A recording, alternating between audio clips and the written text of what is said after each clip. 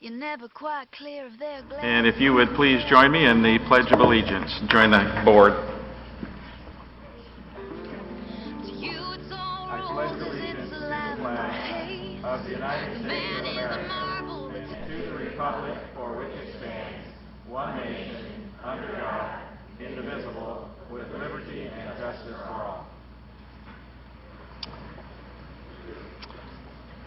Roll call, Ms. Calanda. Mrs. Castillo? Here. Mrs. Feldman? Here. Mr. Major? Here. Mrs. Mogerman? Here. Dr. Ciartino? Here. Mr. Jacob? Here. I didn't get a sheet on any sign-ups. If there's anyone who has a citizen statement regarding the tax hearing. This year's date. If not, Diane. okay, thank you, Diana. Okay.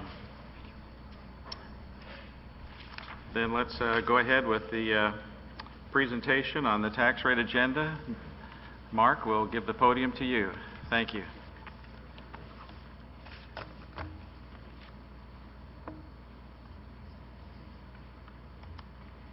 Good evening, President Jacob, members of the board, Dr. Marty, Ms. Calanda. The purpose of this public hearing is to discuss the proposed property tax rates for the 2011-12 school year. The calculations were made on spreadsheets provided by the State Auditor's Office, and they have been approved by the State Auditor's Office as far as accuracy. So what I hope to do tonight is provide an overview, just a brief overview of the reassessment process. I talked a little bit about the 2011 assessed values for the district, the proposed rates, the impact on an average homeowner in Parkway, the impact on the district's budget, and I want to talk a little bit about the voluntary rollback we currently have, and then answer any questions you may have. I think you're all aware that in Missouri, property is reassessed every other year in the odd years, so 2011 is a reassessment year. We also have actually two pieces of our property tax rate. We have an operating levy and a debt service levy. The operating levy floats up and down with property values. So when property values increase, rates decrease. When property values decrease, the rates increase. The intent is to provide a stable funding source for taxing jurisdictions, but it's probably more intended to prevent taxing jurisdictions from getting large increases in revenues when property values rise rapidly like they did between 2000 and 2007. As I mentioned earlier, the debt service levy for the district is a fixed rate. It does not float up and down. So when values go up, it generates more money. When values go down, it generates less. In looking at our 2011 assessed values, you can see that our overall total values declined by almost $172 million. That's about a 3.9% reduction. And if we want to take that change from last year's values to this year's values and break it down, you can see that residential new construction totaled about $8.6 million. Commercial new construction totaled just under $2 million. Personal property declined $29 million. And that's a 5.36% decline. And that is a trend that has been occurring over the last 10 years. If you go back to 2001 and compare it to the 2011 personal property totals, we're about 23-24% lower than we were 2001. So that is a trend. The commercial property reassessment caused commercial values in overall to about $77.5 million. That's 6.75% reduction. Residential reassessment lowered residential values $74 million. That's a 2.72% reduction. And agricultural reassessment resulted in a $1.6 million reduction. That's a 70% decline from last year. So if you look at our overall assessed valuation, 62.5% is residential, 25.25% is commercial, 12.2% is personal property, and 0.2% is agricultural. And as we start talking about the rates, all property is, the rates are set by property class. And the property classes are residential, commercial, agricultural, and personal property. When we actually collect the money, we use a blended rate to distribute those funds to the different funds that we have. So we have the general fund, the special revenue fund, which is the teacher's fund also. We have a debt service fund and the capital projects fund. The debt service fund, those funds are restricted by law, so any money collected through the debt service levy must go in that fund and cannot be used for anything else. The other three funds, we can actually move money around between those funds. That's at the board's direction. So when we look at the proposed rates by class, you can see that our residential rate is projected to increase 10.89 cents. Commercial is going to go up 33 cents. And the reason commercial is going up so much more than residential is because commercial values went down significantly more than residential values went down. Personal property rates stay the same every year.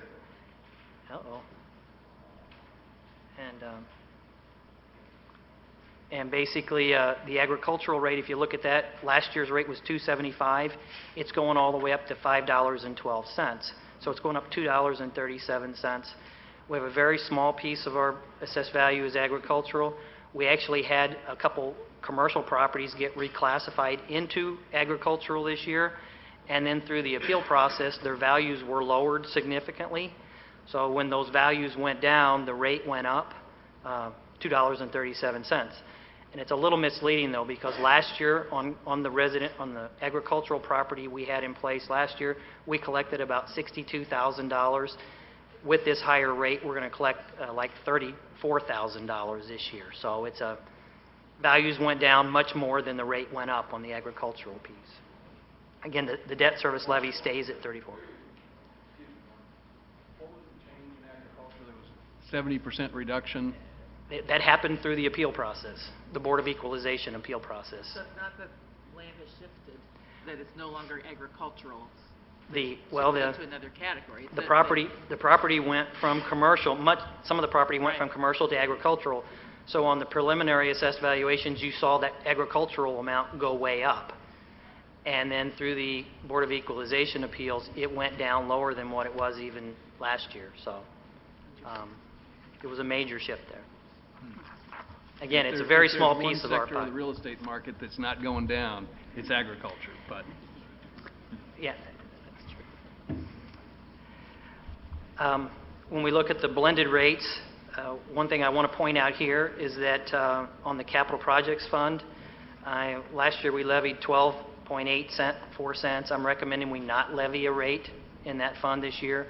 We have adequate fund balances, and once you put money in that fund, you can't transfer it out. So we have more than enough money in the fund already. I would recommend that we not levy a rate there for 2 or 3 years and then take a look at it at that point. And this next screen basically is just an illustration of how these rate changes will impact the average homeowner. If in 2010, if you had an average home valued at $250,000 and you had cars valued at $15,000, you got to remember the assessed value for a home is 19% of market value, and personal property is assessed at 1/3 of market value. So when you apply our rates to those numbers, in 2010 you would have paid $1,879 to Parkway in property taxes. Using the same home and the same vehicles for the 2011 school year, you would see that $250,000 market value drop to $243,000 because residential values on average went down 2.72%, and the car values would have gone down from 15 to 14,196. And again, that is Would you mind be quiet, because I can't hear them when they're just someone's reading impression. I'm sorry, I can't hear you.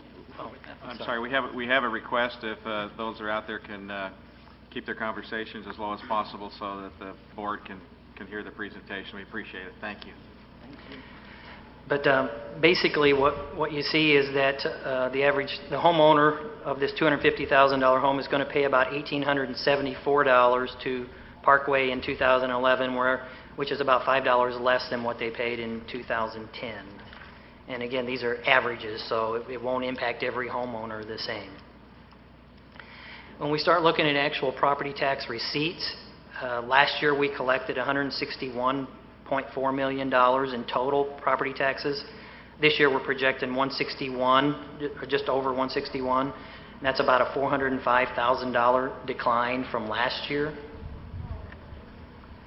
When you then look at our operating tax revenues, which is your total property taxes less your debt service, you can see that we're going from 146.8 last year to 147 this year, and that's a $182,000 increase.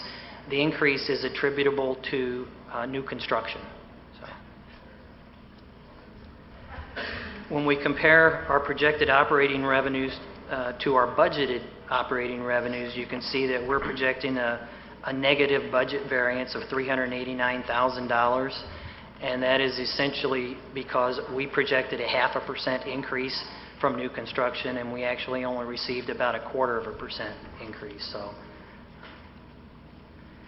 and finally, what I'd like to just point out again is that we continue to levy rates that are 51 cents under the legal ceiling that you could levy on residential, and 11 cents under the commercial levy ceiling, and that is approximately $14.8 million a year. So at this point, I'm ready to answer any questions you may have. Bruce? I noticed on your third page, talks about the assessed value from 2010 by class of property net of TIF. And I guess I don't have even a ballpark feel for where we sit with respect to the various and sundry TIFs that are at work in our district. We have about $14 million of incremental property values in TIFs right now. Last year was around $15 million. So what that tells me is that they also appealed their property assessment. So it went down from 15 to 14 million. So, and that's the assessed value, not the revenues collected off of that. Okay. So relatively a small yeah, it's not slice. It's not a huge amount for an organization this size or a community this size. Okay, thank you. Are there any other questions from this? Just thank you for your clear explanation. I do have one. I don't know if you noticed on the Board of Equalization that the casinos went before, and a $280 million property got revalued to $180. Does that have an impact on us? It should not on us. We don't have any casinos in our community. Pattonville and probably, what is it, Afton, or I'm not sure who, Hancock Place, would get hit with that, but it shouldn't have an impact on us. But yeah, I heard that on the radio today. All right. If there are no other questions from the board, are there any questions or citizen comments relative to the tax rate hearing? All right. Mark, thank you very much. Thank you. And we appreciate your work in the finance area, and especially on these kinds of issues for us. 7.0 is a call for a special meeting. There is none. 8.0, call for future closed meeting. None. 9.0, recess. None. 10.0, closed meeting. None. And 11, I'd like to ask for a motion and a second to adjourn the tax rate hearing. So, second. Thank you. All in favor? Aye. Any opposed?